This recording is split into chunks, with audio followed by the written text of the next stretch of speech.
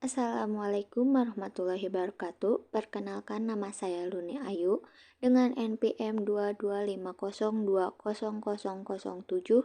akan menjelaskan teori-teori pembangunan dalam ekonomi pembangunan. Teori pembangunan klasik. Aliran klasik muncul pada akhir abad ke-18 dan permulaan abad ke-19 yaitu di masa revolusi industri. Ahli ekonomi klasik meyakini kunci keberhasilan ekonomi adalah dengan sistem persaingan sempurna, pemupukan modal yang didasari dari keuntungan yang tinggi, namun pada saatnya akan muncul keadaan yang stasioner.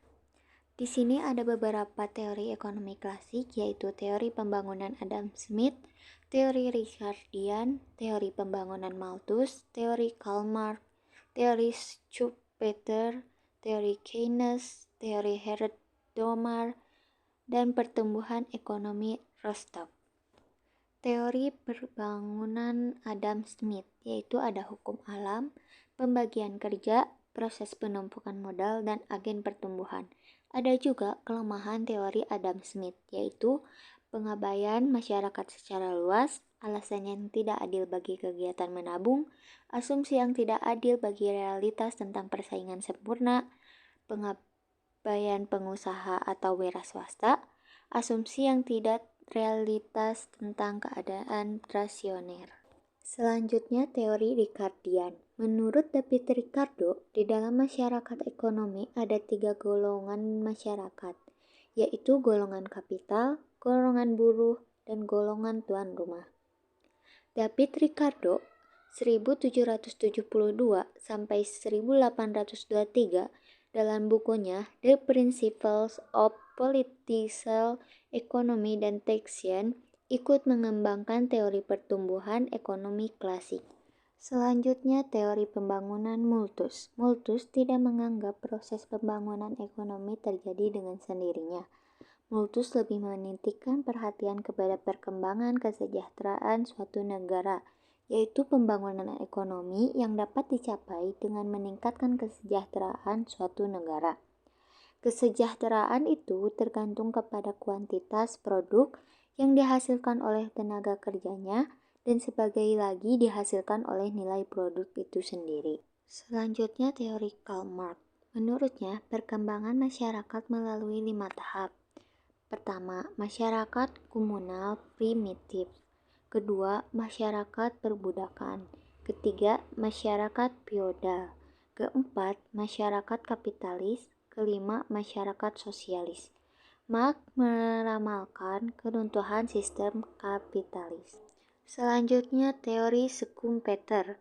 Schumpeter mengasumsikan adanya perekonomian persaingan sempurna yang berada dalam keseimbangan mantap. Unsur pertama, pembangunan terletak pada adanya kombinasi baru dalam kegiatan pembangunan berupa inovasi, yang pelakunya adalah wira swasta atau inovator atau entrepreneur. Selanjutnya ada teori Keynes. Semakin besar pendapatan nasional, semakin besar volume pekerja yang dihasilkan. Demikian sebaliknya. Volume pekerja tergantung pada permintaan efektif. Permintaan efektif menentukan tingkat keseimbangan pekerja dan pendapatan. Permintaan efektif ditentukan pada titik saat harga permintaan agregat sama dengan harga penawaran agregat. Permintaan efektif terdiri dari permintaan konsumsi dan investasi. Teori ini hanya berlaku pada ekonomi. Selanjutnya ada teori Harold Domar. Besarnya pendapatan nasional mempunyai beberapa asumsi, yakni perekonomian dalam keadaan pengerjaan penuh atau full employment dan faktor-faktor produksi yang ada juga dimanfaatkan secara penuh. Perekonomian terdiri dari 2 sektor, sektor rumah tangga dan sektor perusahaan.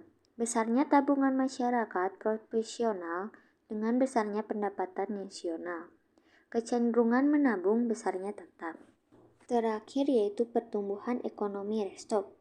Masyarakat tradisional, prasyarat tinggal landas, dorongan menuju kedewasaan, era konsumsi massa dan besar-besaran. Demikianlah beberapa hal yang bisa saya sampaikan. Sebelumnya saya mohon maaf yang sebesar-besarnya apabila dalam penyampaian tadi mungkin ada kesalahan kata. Saya ini hanya manusia biasa yang tidak luput dari kesalahan. Wassalamualaikum warahmatullahi wabarakatuh.